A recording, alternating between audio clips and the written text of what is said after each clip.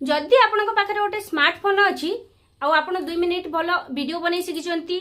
reels बन शिखी नाची शिखी T गाई शिखी ताले सत कथा कहूँ राता राति आप 1000 टଙ୍କା रोजगार करेंगे ए नो डाउट आपण भाया मु भी भावुली किंतु एबे मु भावुची मु कौन वीडियो अपलोड करी प्रत्येकटा वीडियो रे मोर व्यूज आसे 200 400 मैक्सिमम 500 आउ लाइक कथा तो कहबा को लाज लागुची 2 4 6 8 10 किंतु ता परे भी मु आपण मानन को गोटे कथा कहबी चेष्टा करिवारे कौन जाउची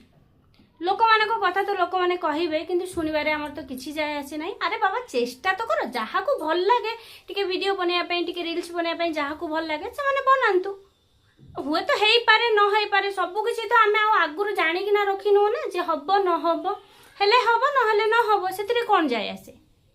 बट चेष्टा करिकिटा टिके देखिले कोनटा असुविधा हे जिवो लोक मानन कथा लोक माने तो मते भी कहउजंदी आपन को भी कहबे समस्त को भी कहंती